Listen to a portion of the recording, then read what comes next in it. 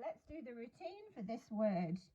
Now, just to note, if the child was going to be using decoding of the phonics they know, so that core code, think about like they've looked at the E as a representation for air, like in end.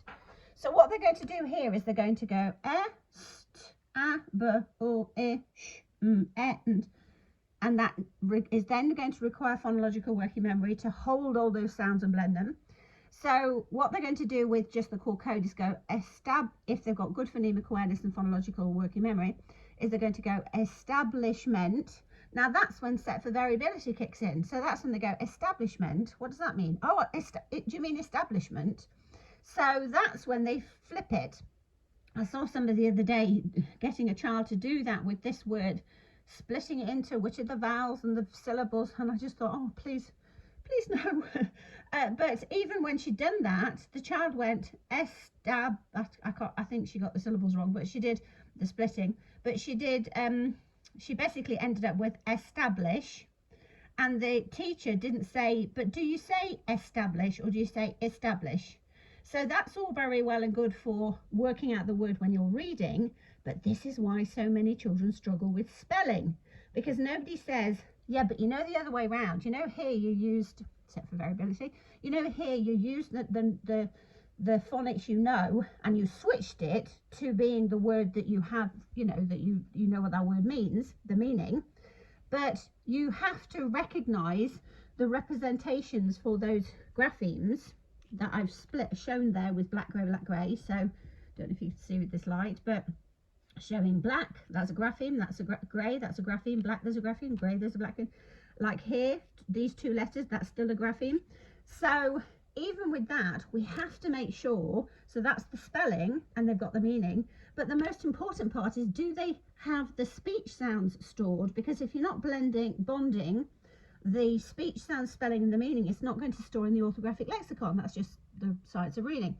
So it's all very well doing that, and that's what most people do, because of course they haven't got mapped words.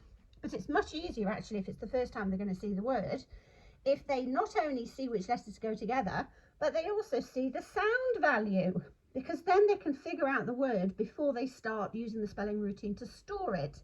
So they can see, so they'll go, when they follow the monster sounds to say the word, they're going to need the phonemic awareness and the phonological working memory still to blend them together, but we're giving the sounds.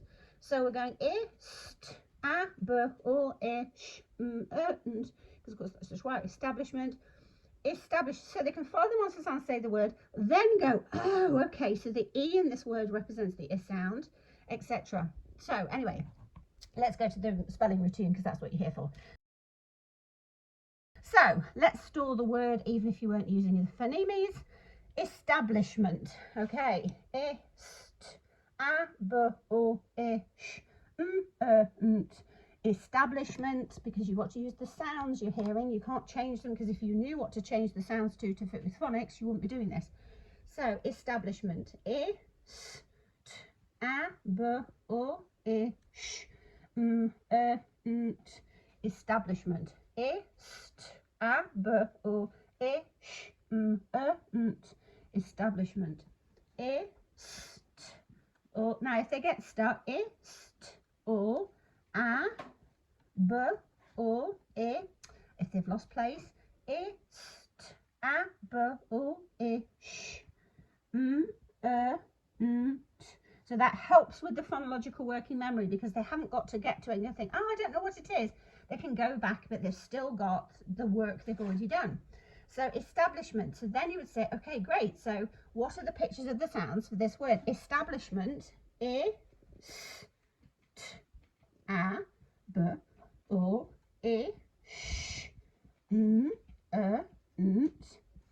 Establishment. Ist, a, b, o, e, sh, nt.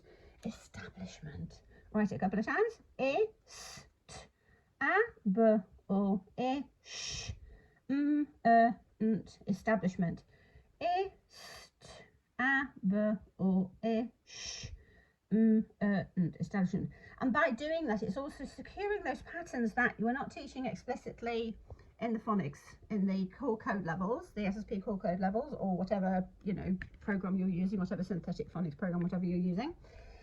it means that they're seeing the code you're not teaching. So it helps that self-teaching, that inquiry learning, that statistical, you know, learning. So establishment. Now, if you were using the phonemes,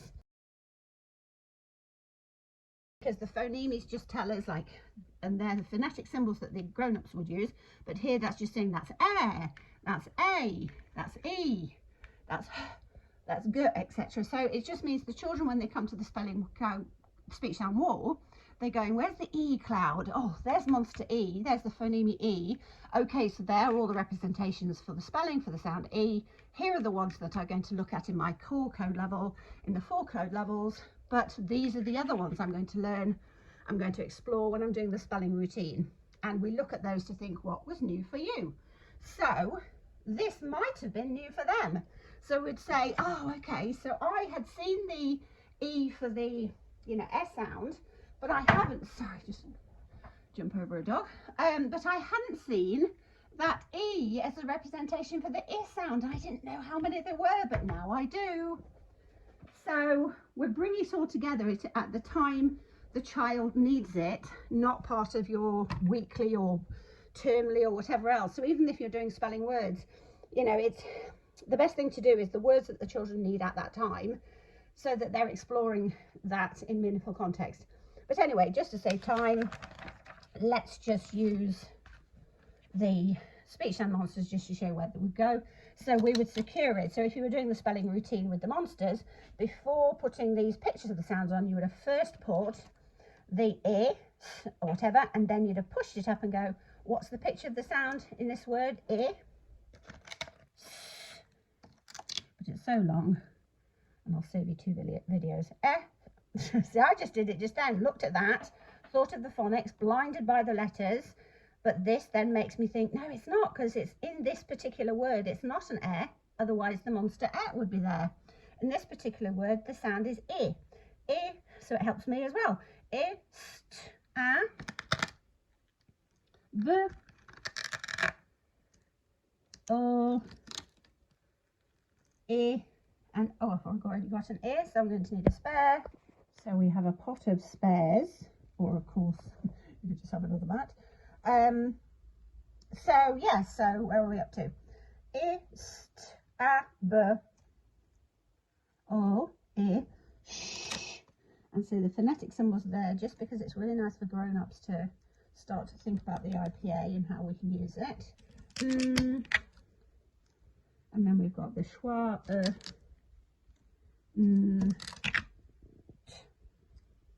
oh, I need another spare. If I was organised, if you were organised, Miss Emma, that's what the speech champion is saying. If you were organised, you'd want to start off with. Okay, so we've got ist, a, b, or ish, and establishment. And then when we're writing, so this has secured the speech sounds, the spelling, and we think about what does it mean. Sometimes the establishment needs to be questioned. I don't know. Think of your own sentence with them. So I almost did it there, going again, because I'm writing the E whilst I'm talking to you. So I go back st, a, b, or ish,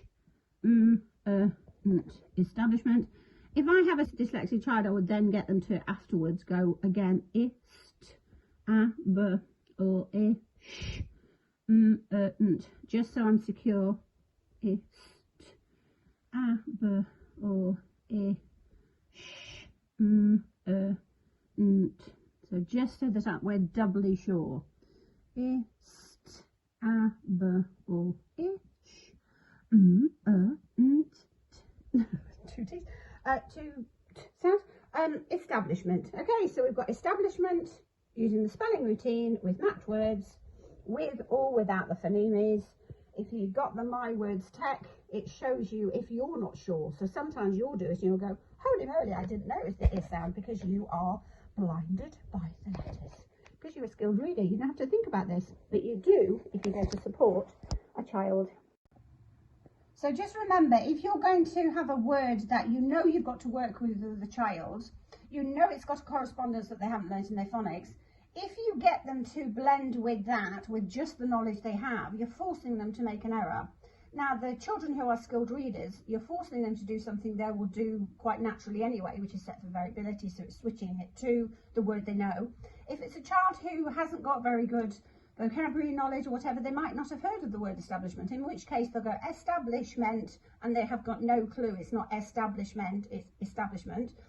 But it's far easier for the child if ahead of time, so it's not just something you've come up with in a book and whatever else, in which case do it as quickly as you can and move on for the comprehension. But if it's a word you know you're going to explore, show them the code to start off with. It's a lot easier if they can get the word right from the beginning and then explore it. Now, put this in here because I wanted to show you how I would use this, and I didn't obviously print it in colour, but I want to show you how I would do this word with, you know, if I was a TA and doing this in, you know, the Speedy Readers 10 minutes a day with the TA pilot intervention. Have a look at it on the website, speedyreaders.com or dyslexiaparadox.com. But what I would do is I put it in here just so that we can write on it and rub off. Now, if it's a child who's got poor phonemic awareness, poor phonological working memory, so by the time they get to the sort of here, they've forgotten totally what the sounds that they've used. What I might do is, now, I don't want you to get bogged down with syllables. Please don't, because, you know, syllable splitting is notoriously unreliable. Read his work. Look it up for his work on splitting words into syllables, because it's a really big thing in America and it's really ineffective in a lot of ways that it's being used. But here, if you've got a 3-year-old or whatever who's or a 4-year-old who's going ist, so they're getting the sounds right, they go ist. Oh, sorry, I've printed off with that funny accent. Oh no. Oh no. Sorry. Put that there. Give that again. Okay, so if you've got a child who's going ist, ish, and they get to there and they just no idea what the word is, then get them to chunk it. So let's think of sort of chunks instead of necessarily syllables. But the way we say establishment, it's more. So don't worry about syllables. Don't worry about where the vowel, because that's a vowel letter, not necessarily going to always be vowel sounds. There are over 20 vowel sounds. And there's only 5 A-E-I-O-U letters. But anyway, let's make things as simple as possible, for goodness sake. So as the child is struggling, go, okay, let's just hold on to a bit of it. So what should we hold on to? When they might go, yes, I can. Okay, so this part is a stab. Now, I'm not saying that's a syllable. Of course, it's not. But I'm just saying, you're asking the child, what can you hold on to? Okay, a stab, or ish. Can you hold on to that bit? Okay, let's just do that. Aber or ish, establish. Oh, that's a word. And then what's the last part? Munt. Oh. Okay, so my pen's not working. So nothing's working today. So we've got istab. What do you do? Lish, munt. Of course, my brain wants to go to the syllables, but anyway, this is what you're doing with the child, and they're saying, no, I can hold on to those bits and hold on to that bit, and then they will probably actually end up. In fact, I'll do it today with children. They will do it as an experiment. But anyway, what can you hold on to? How many sounds can you hold on to?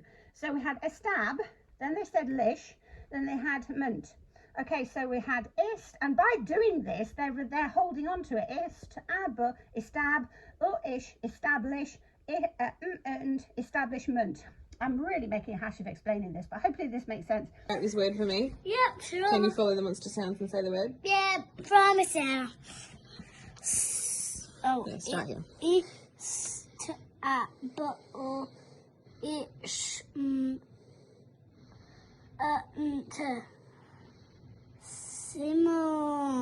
We'll start back here again. Istab. Istab or ish.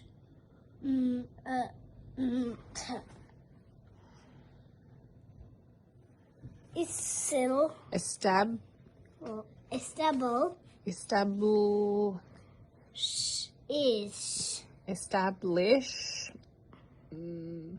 Stab. Or ish. Mint. Establishment. Good job. Establishment. Do you know what that means? No. An establishment might be a building Or it might mean to start something. It was when something's begun or something's created. Was it when it was established? It's a long word. What's the word? Established. Establishment. Establishment. Can you do it with duck hands?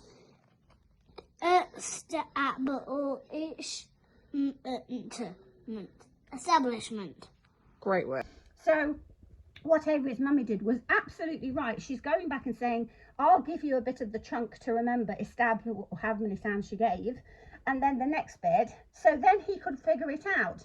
And that was, she's just instinctively doing that because she's word mapping all the time and she's in tune with her son and what he needs. So he got to the end of that. She's thinking, I don't actually know if he knows that word. So even if he's, you know, even if he blends all the sounds together, what you'll find is there's another little clip where he does the word for, get a pen that works. There's another clip where he does the sounds for the Now obviously there's only there's only 4 sounds there, and he's got really good phonological working memory.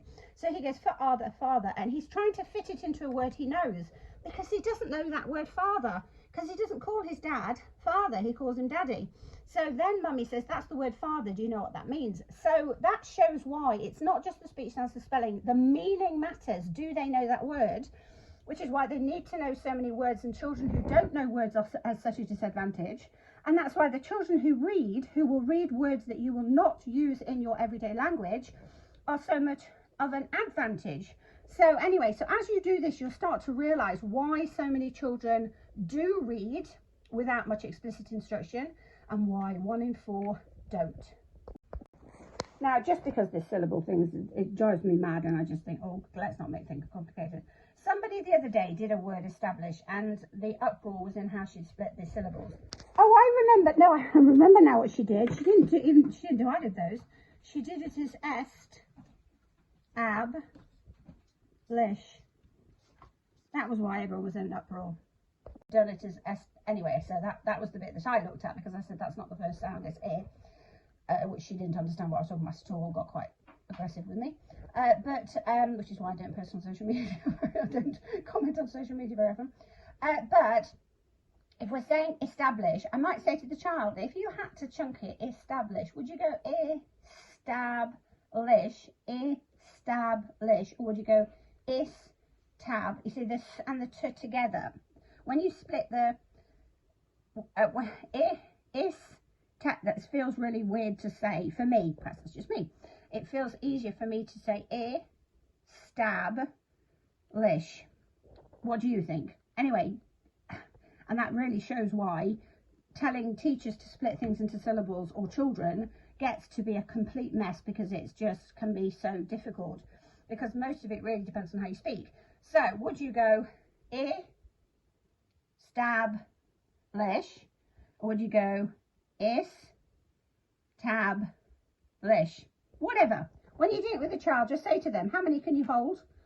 Think of those, and they might go, I want to think of lish, whatever. Does it matter? So with the sounds, what's the most important thing for me? Well, that they know the sounds that they're using. We start with, what does Speech Sound King say? That's the universal code, the IPA, the phonetic symbols, whatever. But then if they do it with a different accent, that's fine. They've got to secure, you know, the sounds. And when it's a child who learns, they're self-teaching and they learn without instruction, they're going to use their sounds, aren't they?